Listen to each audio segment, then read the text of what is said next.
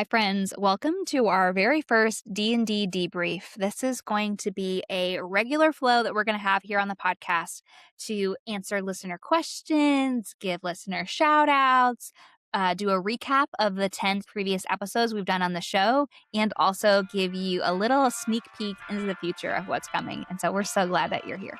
Welcome to the Dating and Desire podcast, a place for conversations and resources on sexual formation for adult Christians. I'm Lauren Matthews. And I'm Bridgett Blood. Together, we combine our years of ministry experience and time as certified coaches, helping men and women just like you navigate dating in a way that honors your core values. Each week, you'll hear us talk to therapists, pastors, coaches, and other leaders in the field of sexuality and relationships. While we acknowledge believers hold various perspectives on this topic, we're gathered around the belief that our desire is holy, our body is good, and our story matters. Let's dive in. Yeah, welcome. Thank you for joining us.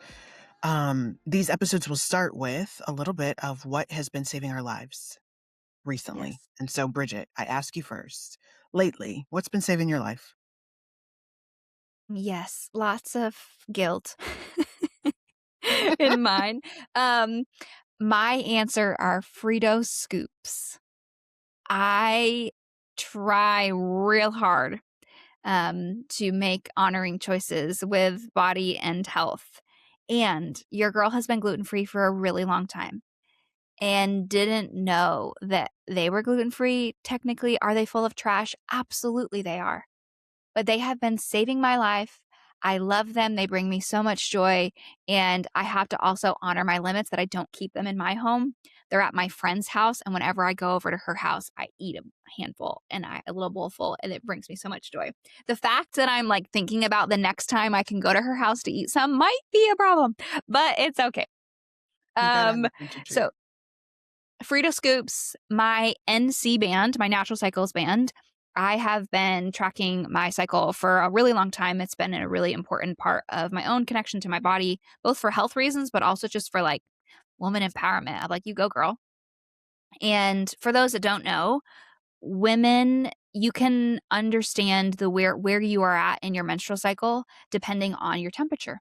And so Natural Cycles this is not an advertisement. I do have a link for you to get I think 20% off in the show notes, but this is not an actual advertisement. This is just, I really loved it.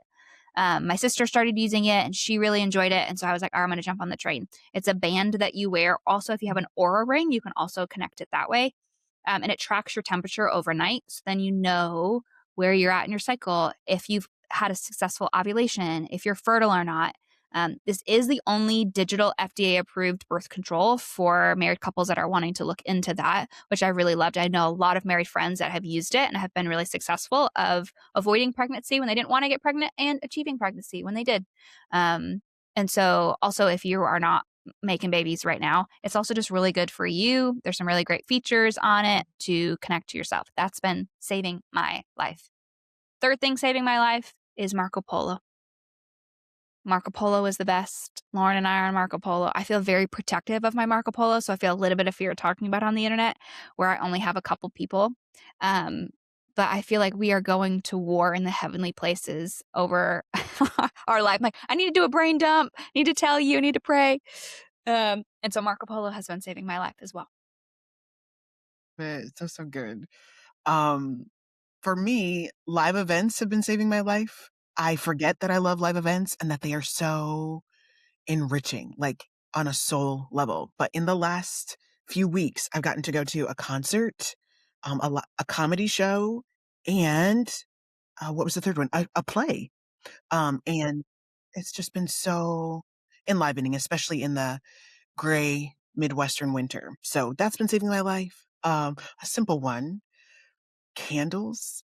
Yes. Lighting a candle.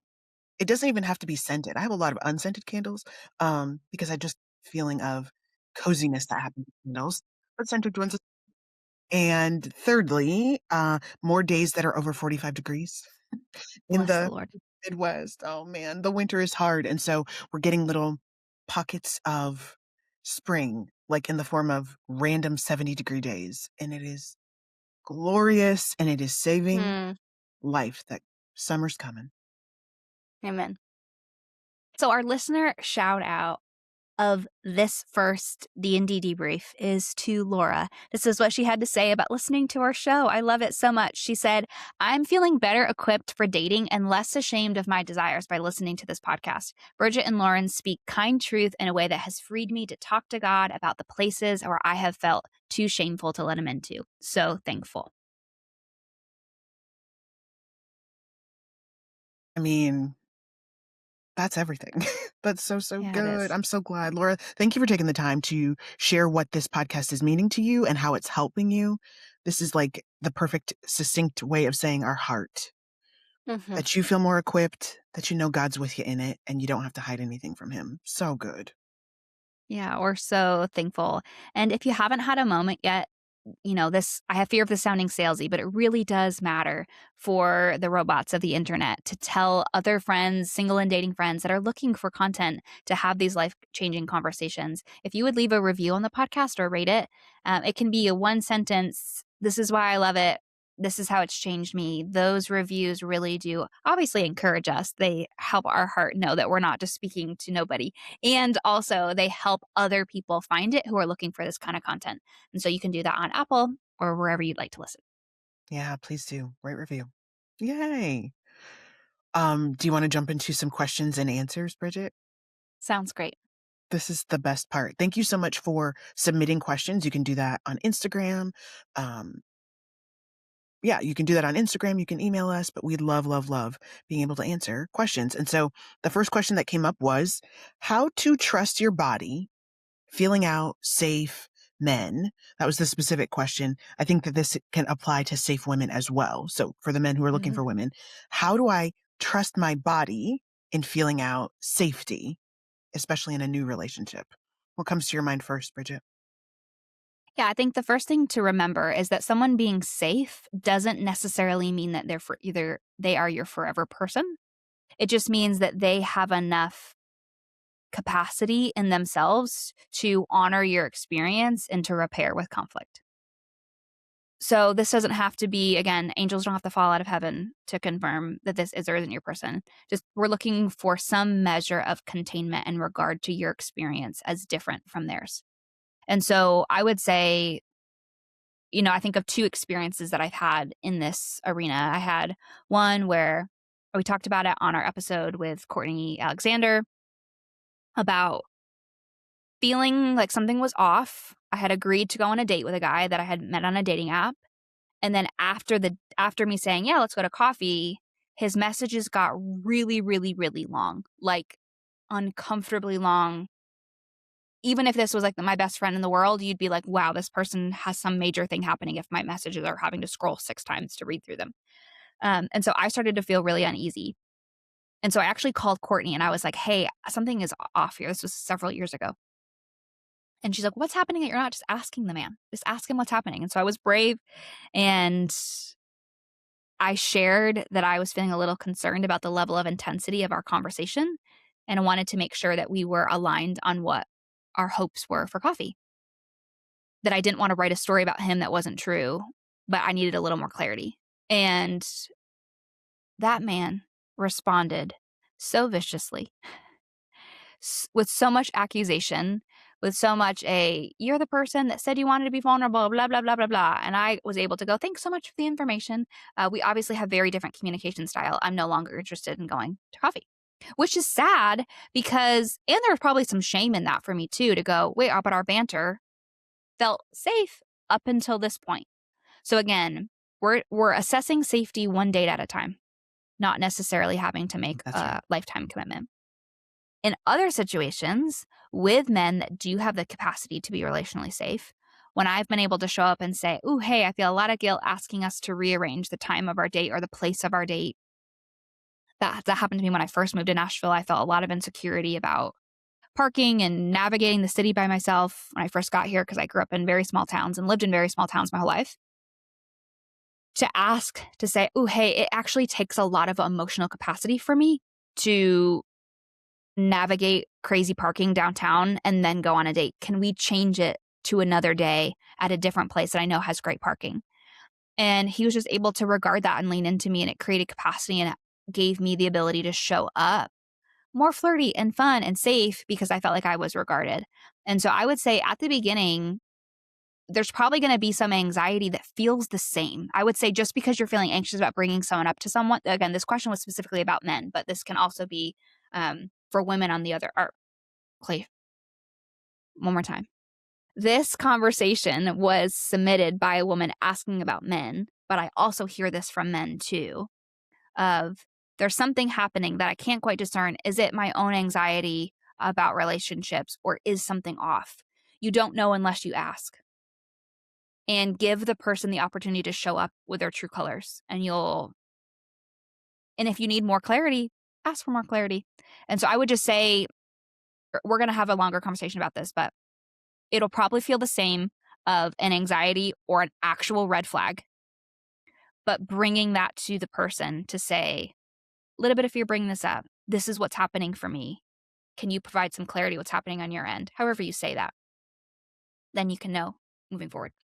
Yeah, I love that answer so much. I think the only thing I'd add is that building trust with your body is not exclusively relegated to your dating encounters. So the good work that you're doing to notice when the stretch feels like it's too much or not enough, when you want to lay in the bed, but you're going to take a walk because that actually feels better, choosing the different food options that are going to nourish, when you tend to, my boss sent that email and I had all type of feelings, and you take a moment, hand on heart, to say, what is that? That is all good work that's going to help you in this scenario as well. Yeah. So good. Next question is from a man, and he says, Lauren, I'd love to get your perspective on this. He said, I get rejected every time I ask someone out. I'm starting to feel like, what's even the point for trying? First and foremost, friend, I am so sorry that this being brave and trying is resulting in this experience of rejection every time. That is hard.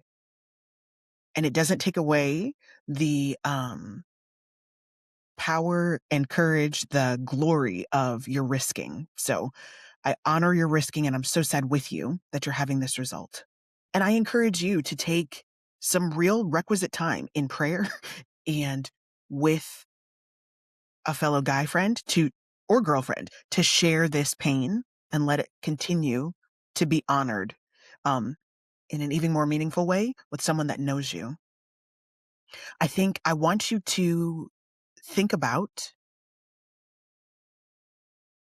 critically engage with what's similar in these approaches. If you're being literal and every time you ask a woman out, it's met with a rejection, then we need to get curious about that data points. So I want you to think Yes. about things like, how much relationship do I already have with this woman before I ask her on a date? Am I being abundantly clear in what I'm asking for? Am I couching it in terms of hang out? Am I trying to leave it in an effort to keep things light? Am I not being specific enough about what I'm asking for? Um, I want you to, and I have fear that this is going to sound condemning to you, but I want you to keep it real with yourself about what these approaches are like, because sometimes when we're really agitated, like really activated, we're nervous about the risk that we're about to take, we can inadvertently come across in a way that does not set us up for success. Again, not blaming you, but when we think about those three questions, how much relationship do I already have? Have I had signals from this woman, made bids for connection in conversation that's light and non-romantic, that have been met positively?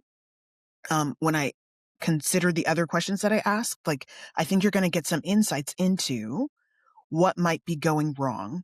And here's what I would say and encourage you. If you're going to successfully ask a woman on a date, it needs to be clear that you're asking for a date. So I'd love to get you to know you better. I'd love to take you to coffee.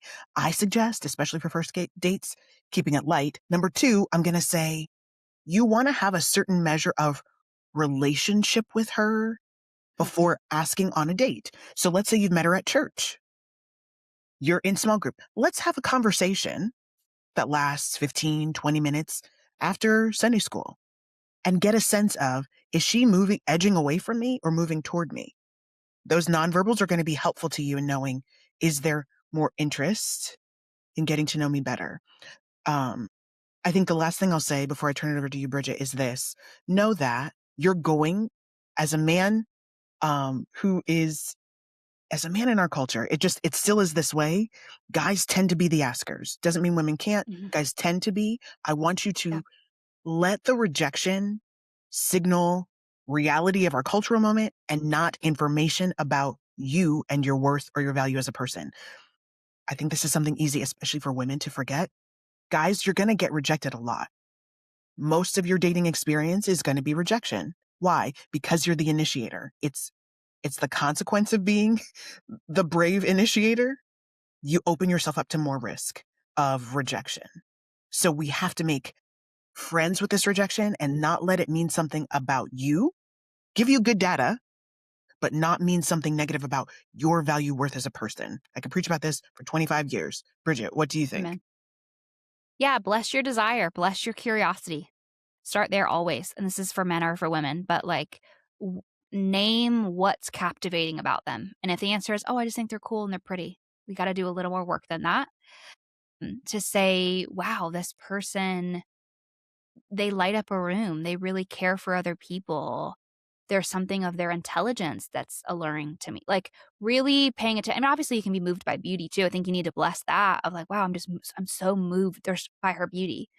So I would say bless, bless, bless the literal hell out of the rejection of like you were really brave and showed up with your heart. Um, and I think this is also a really great place for coaching. Anytime you feel like you have a pattern in your life where you get stuck and you keep getting the same result, this is always where I SOS too. I recently had a situation where I had some memories pop up for me about some sensual experiences where I go, there's something about this that I keep trying to navigate myself and I keep having the same results. And so I reached out to my coach and said, we got to schedule some sessions and work through this. And so I'm not saying that as a something's wrong with you. I'm saying the one of the ways that you can honor your bravery to grow in health and wholeness in dating is to hire a coach, whether that's Lauren or myself or someone else. That would be a great next step. Excellent. Thank you for that. Next question. Um, let's see. The person I am dating feels comfortable doing more than I do physically. How do I talk about that? Mm. Yes, I think that's very normal Mm-hmm. because we all are at different places of sexual integration, sexual wholeness, uh, accessibility, comfortability in our life. And so, I always kind of say it like this is even for married couples, the idea that you are going to have the same type of sexual activation at the same time in the same way for the rest of your life is the idea that your partner is always going to want to eat the exact same food at the exact same time for the rest of your life. That's absurd. And And and so, non-essential for a yes. very successful relationship. Yeah. So I would say getting more curious of does it feel like you're being pushed to violate a boundary? Of I keep saying no and they keep like, well, keep pushing something, keep pushing something. Um, there's some orange reddish flagness on that situation. If it's a more of a I'm fine doing something. I don't feel unsafe or uncomfortable that they're comfortable doing something different. I'm just not ready for that yet. I think you share that. I think you share. I always love to lead with sexual joy in those situations to go, wow, I feel really flattered. Like, thank you. Again, I'm trying to bless desire in my partner to be like, thank you for bringing that curiosity to our relationship. For me, some of the reasons why that's a no for me are this, this, and this. I look forward to being able to incorporate that later in our relationship, but I'm not there yet. Um, and I think that leads to the if you're not comfortable with it yet, what needs to happen in the relationship to feel comfortable? So, for example, I'll take it out of the sparkly language, trying to give fast answers. It's hard. Is to say, let's say that someone is ready to introduce kissing in the early stages of dating and you're not there yet. I always tell people you can make your own definition and value point of every level of sensual activity. But it's good to know the story behind that experience. And so I found this is a Bridgett specific thing. I'm not labeling this for anybody. This is not prescriptive for anyone else's experience. For me, I do not like to introduce kissing outside of an exclusive relationship. And outside of a quick kiss on the cheek, possibly a quick little peck, I do not want to be yummy smooching someone that we are not ready to say I love you.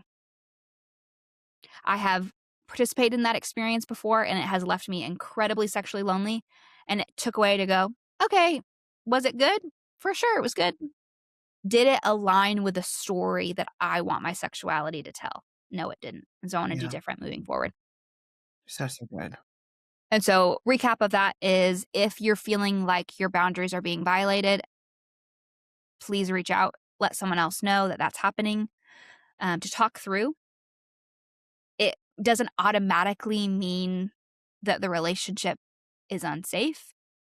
However, bringing that information into light with a trained coach or counselor to be honest about what's happening sexually can also be a really great way to provide safety if there are some more intervention that's needed. And if it's just more of a preference thing, like maybe culturally, it's like, oh, well, my family from my stepdad's side are all Brazilians. And so I grew up with a lot of kissing. Um, that there's parts of what that means culturally to me and my family lineage impacts the way that I pursue that experience in a romantic setting. Yeah, Anything you I would add think to that? yeah, I was gonna say the only thing I'd add is that, I'm so glad that this question includes how do I talk about it and not do I talk about it. Sometimes we can have an expectation Yes. that the right person, a good person, is gonna automatically know what we want or what is right. We're gonna be matchy-matchy about it. And so I love the way you dignify difference in what's comfortable and what is desired. Um, I don't know, with outside of, like, disrespectful speech anyway, I don't know that there's a wrong way. And I don't know that talking about it That's in good. a particular way ruins a relationship. So we reject that fear and we say, even if it's fumbling, we can name, I feel so much anxiety about bringing this up, but I got to tell you, every time you move in to smooch me, I don't like it. I, I like you, but I'm uncomfortable with that. Even if it's a faltering explanation, the way the person you're in partnership with responds, the courage and skill that you build in doing it is all a win. Is Yeah. all a win. Yeah. And I want to just say for going for it, if it does break the relationship, please, for the love of everything, let it break the relationship. Yes. If the That's good data. person that you are dating cannot hold mature conversations about what creates sexual safety and honor to both of you, amen. Okay, there's also a similar question that I skipped earlier, that's similar to this vein. They asked, "How do I know if my sexual desire is healthy or if it's something I need to be concerned about?" Yeah. To think about where our desire is leading us. Um, we've we talked on the podcast with Jay Stringer and others about desire just being.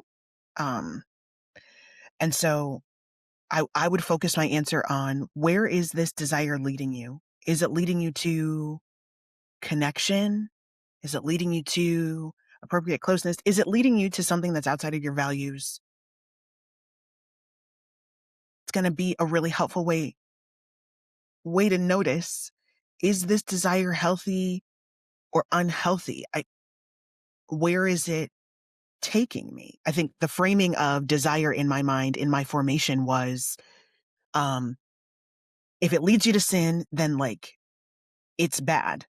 And if it leads you to godliness, it's good. And I have a lot of compassion and respect for paying attention to where am I wanting to go? I think, um, yeah, I think though our desires might not be that black and white. They might not be that it's a good desire, it's a bad desire. So let's say in a dating relationship, I want to be touching all up on this person that I'm dating. It feels good. I want connection. I need to discern, is this amount of connection, this type of connection, like analogous with our relationship? Yes. Is it analogous with the level of trust that we built? Bridget, you say something that I love, which is if we can't talk about it, there's not enough trust to do it. So Mhm. am I trying to gratify myself?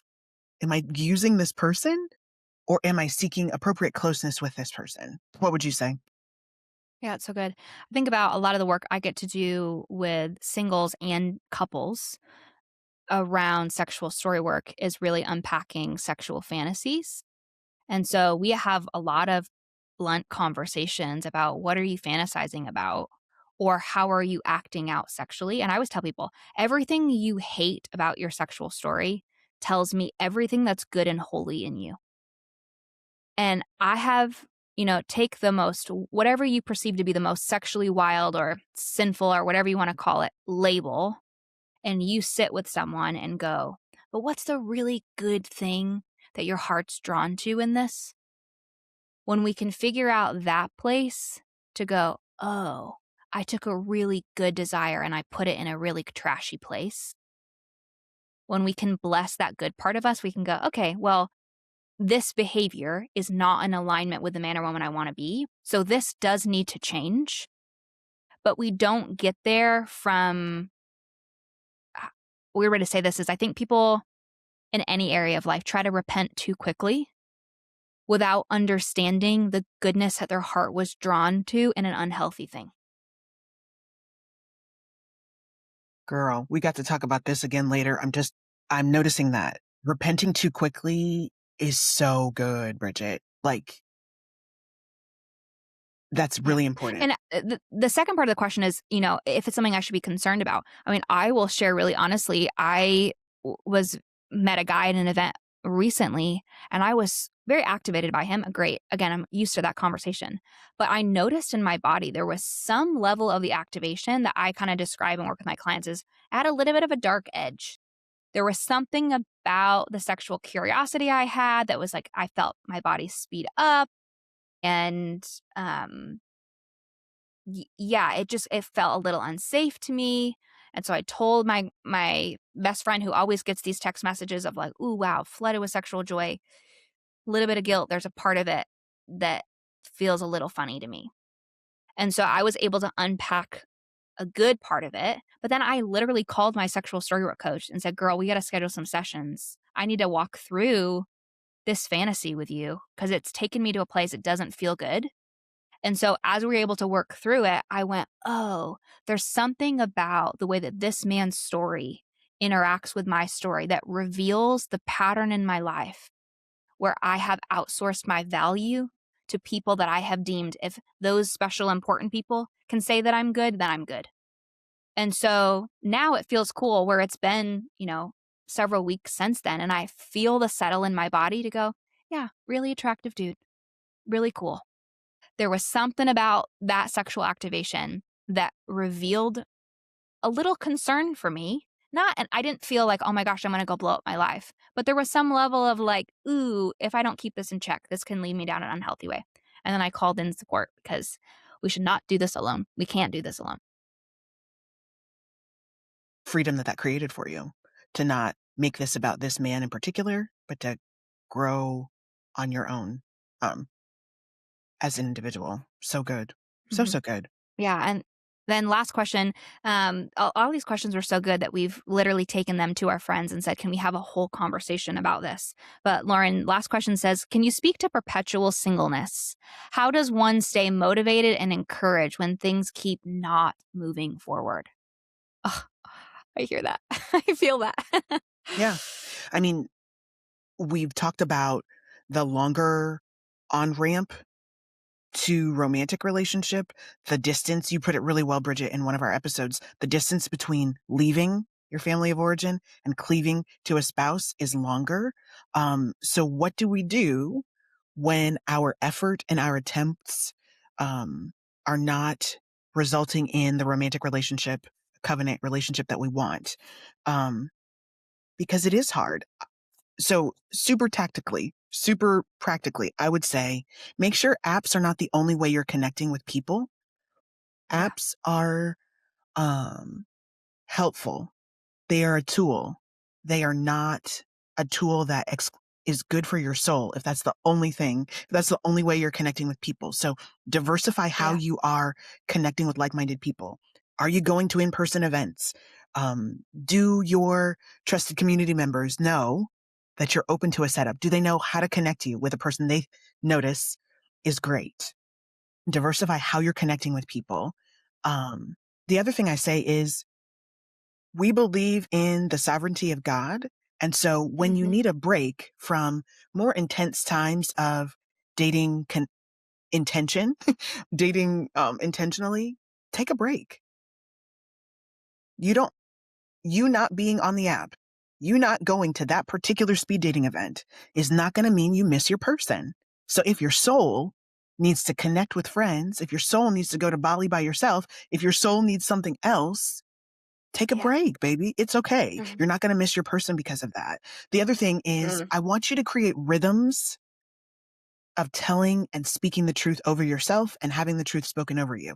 The enemy wants you to believe that this means that we live in a Disney world. Sorry for saying the name of that company. Like, I hope they don't sue us. It's going to be fine. We don't live in a rom com. Our value and our worth is not wrapped up in somebody choosing us. Yes. So we Mm. have to constantly speak the truth over ourselves and let this desire for a good thing hang in with all the other good desires and not turn into the place that I look for validation. Somebody chose me back, so that means I'm good, beautiful, talented, sexy, whatever it is. We have to speak truth over ourselves. We need to let other people tenderly speak this truth over us. Those are some practical So, things I would so encourage you to good. do. Yeah, friends. Well, like we said, please feel free to message us. Typically, we'll put a question box on our Instagram, Dating and Desire, or you can send us a DM, or we'll make sure that our email is included below. You can remain anonymous in sharing the questions, but we love hearing from you. And I mean, we will also go find people that are specializing in some of these topic conversations. Sometimes they'll just be Lauren and I, but other times we're going to go find experts that can give us a more in-depth answer on some of these things. So excited. For the next part of our show today, we're going to do kind of a rapid fire reflection of the first 10 episodes. And so I think probably the best way to do this for time's sake is we'll share a couple episodes and then I'm nosy. I don't know about you, but I always love to know the like behind the scenes of a music video or a movie or like, how this was made. I love that kind of stuff. And so I think probably what you'll hear from us in this next little bit is how it impacted us personally, or maybe any other funny things or big things that maybe were happening behind the scenes as we led up to this episode. And you can always go back, they're always going to be available for you. So, as we're kind of giving the recap, if you haven't listened to the episode yet, you can go back and listen to the full conversations with our guests there. So we start off with episode 1. Uh, the title of it is You're Not Asking for Too Much. And in that episode, we give a little bit of backstory. I think my favorite part of that episode is just that it happened at all. This Yes. journey is so delightful to my soul. And um, it's drawing me out into my purpose in a way that I Mhm. needed and couldn't have formulated for myself. And so I just feel like that's an Ebenezer for me. What about you, Mm. Bridget? Joy. Yeah. I mean, I have done lots of different podcast shows over the years and just got to a place where I was like, I'm going to die. I cannot do this by myself anymore. And I'm like, okay, who can match my crazy? Lauren. And We so love that. it's been Keep so going. fun. I love in that conversation itself, we talk about the fact that you're not asking for too much. I sit with so many men and women that are like, oh my gosh, have I just ruined my chances? Have I done too much therapy? Have I healed too much that I am taking out all of the options? And I always kind of respond like, well, I hope so. Like, I hope you limit, you know, who gets access to you because of the healing work that you've done, but that you're not going to miss out on the person God has for you, and that the healing work you're doing in this season as a single will 1000% set you up for a more relationally safe and sexually secure relationship in the future because you chose to believe big of God. Amen. Episode 2, our friend Courtney Alexander, we're talking all about purity culture and its impact on our body. Wowie, zowie, zowie. Definitely for me, we talked a lot about sensation. Again, how do we know? I say more details about the story I shared a little bit today about the guy that kind of blew up at me in the dating exchange. And again, right, friends, this podcast, while it's really great, we're saying things for you, it's changing me.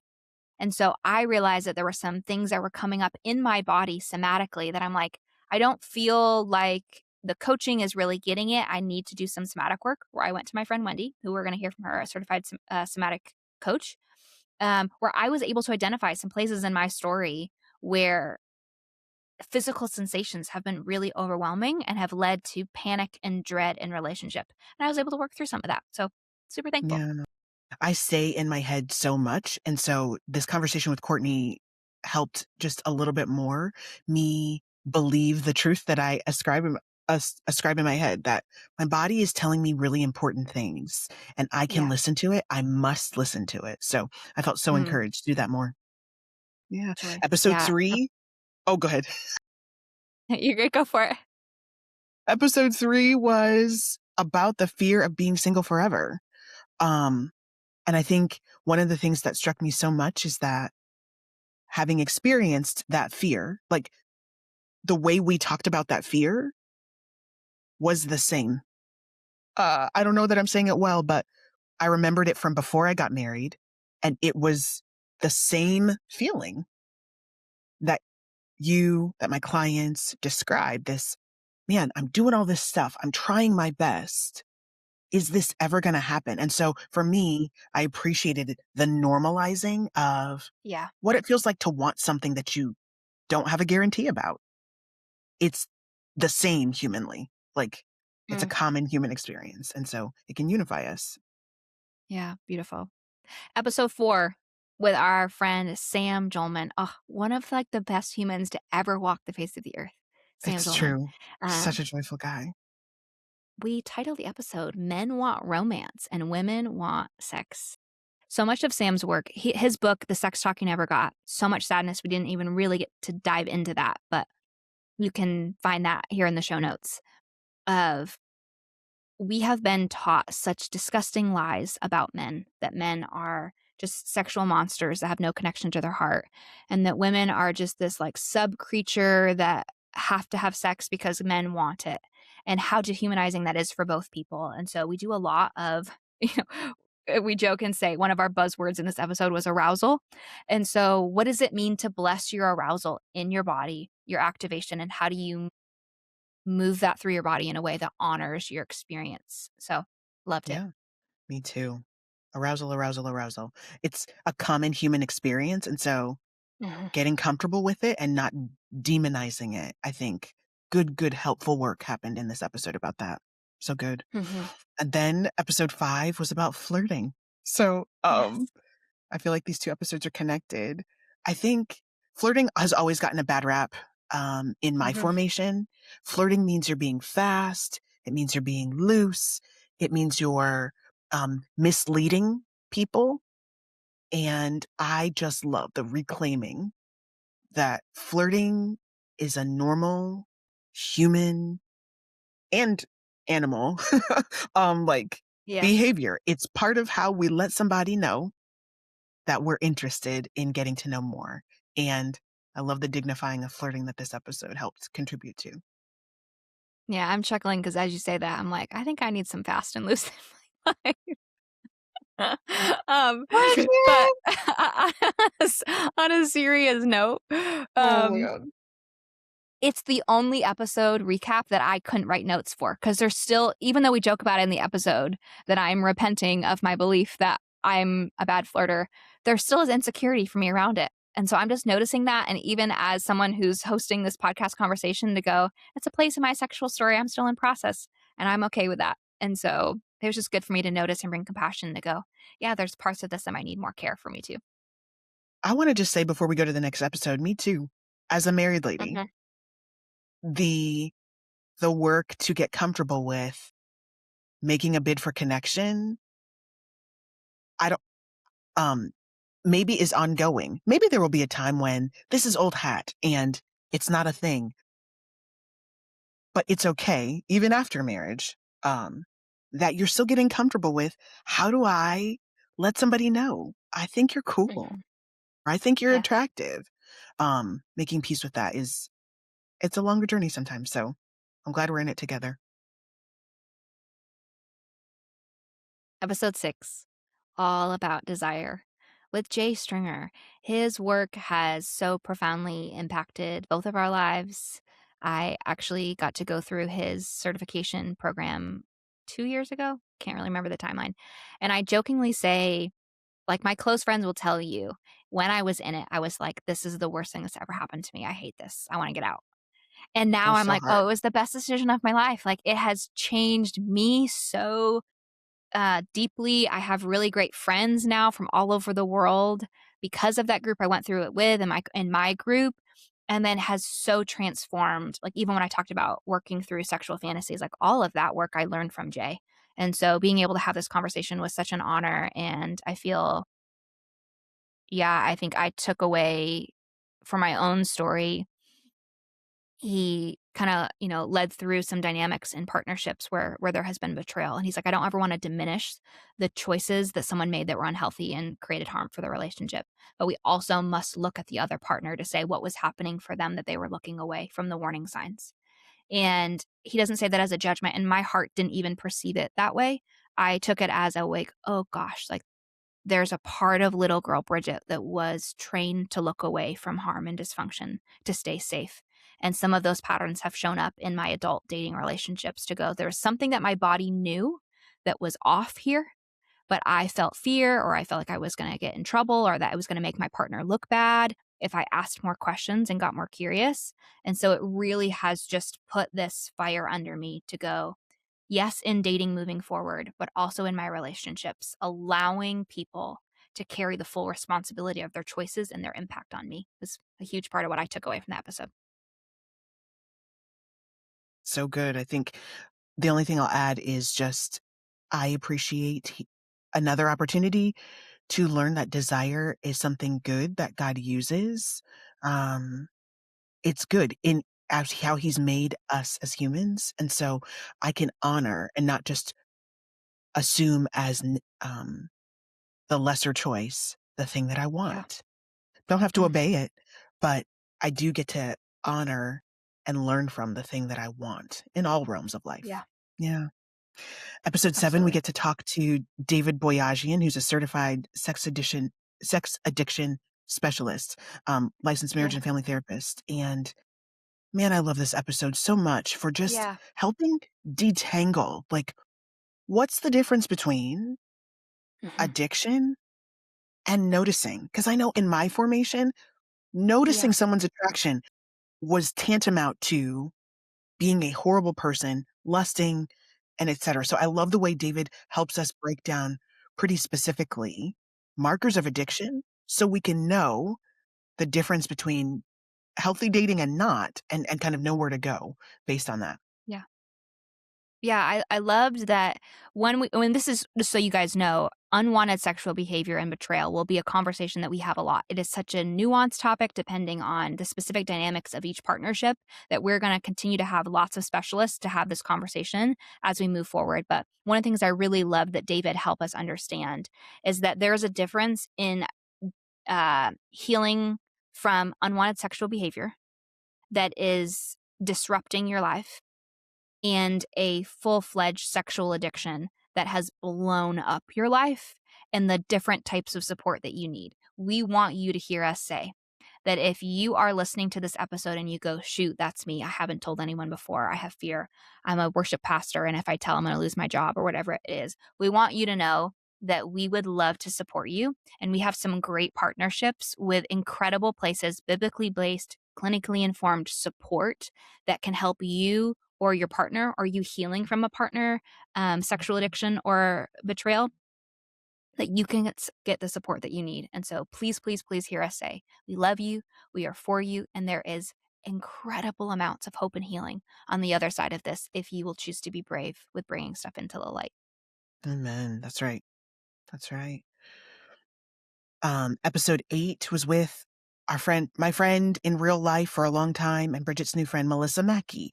And she really helped us think about the way our vocation is uniting us with God in the Yes. kingdom.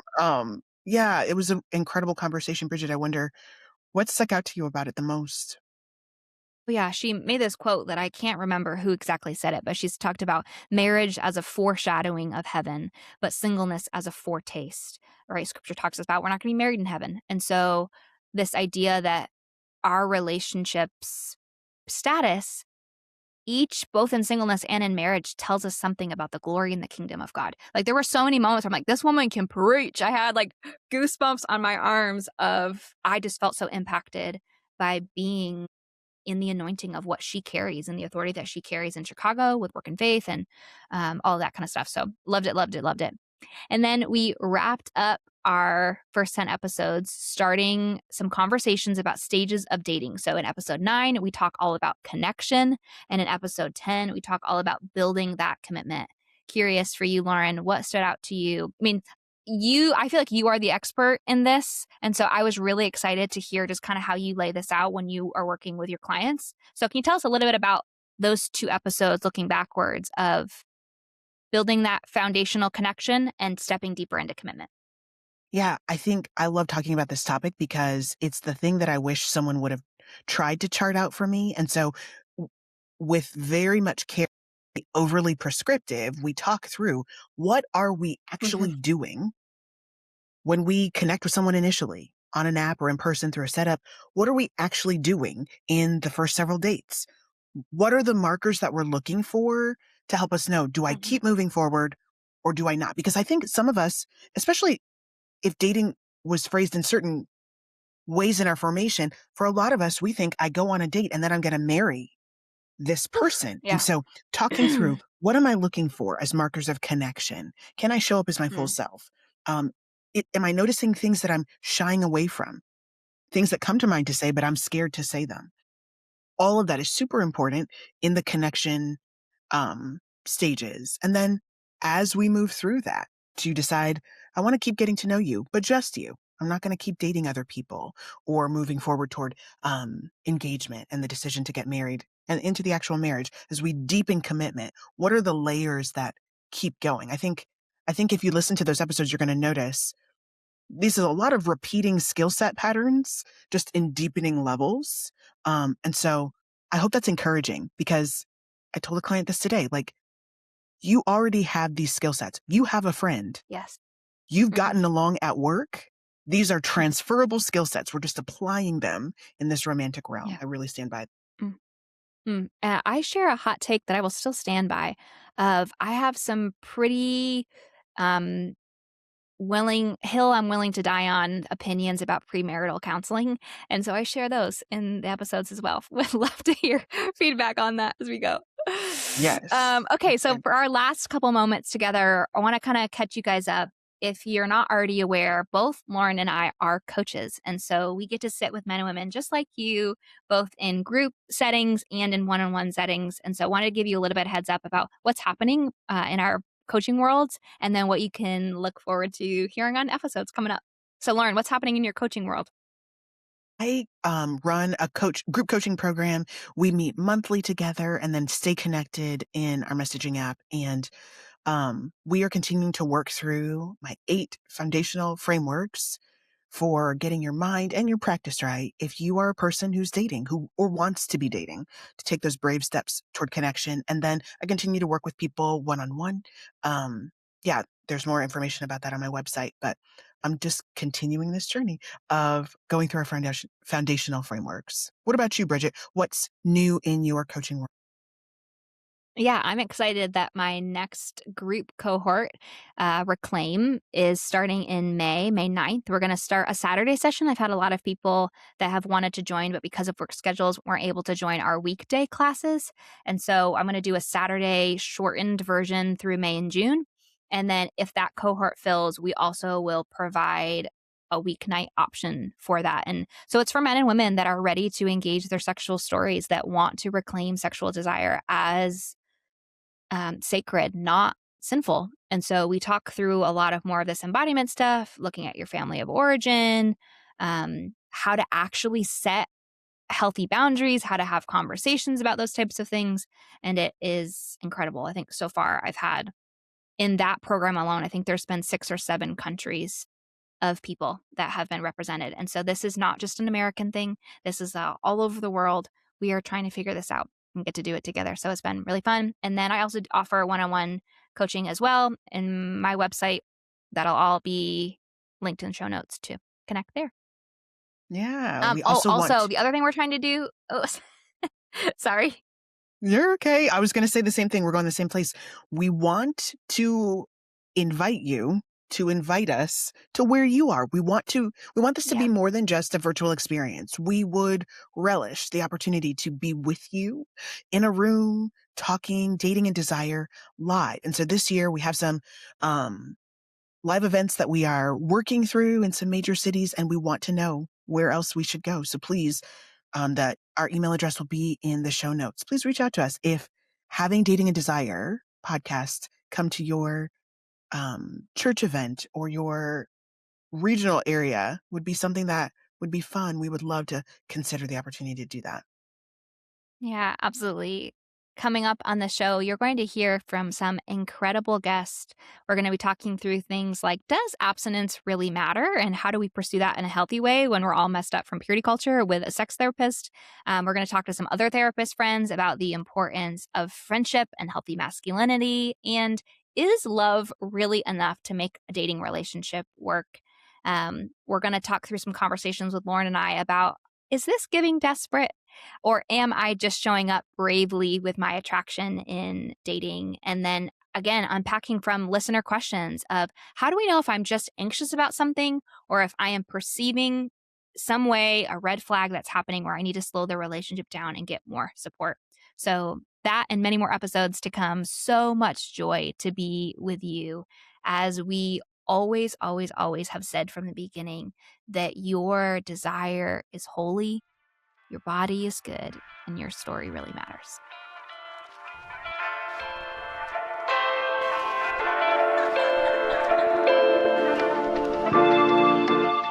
Thanks so much for spending your time with us today. If this conversation encouraged you, challenged you, or helped you feel a little less alone in your dating journey, we'd love for you to subscribe, leave a review, or share this episode with someone who might also need the encouragement. You'll find links in the show notes to connect with today's guest, as well as other ways to work with Lauren and me through coaching and other opportunities designed to support you in dating with clarity, trust, and integrity. We believe you don't have to shut down your desire or abandon your values to build a meaningful connection, and we're honored to walk alongside you as you navigate that journey. You can also find us on Instagram at Dating and Desire, or we'll continue the conversation. Thanks for being here. We'll see you next time.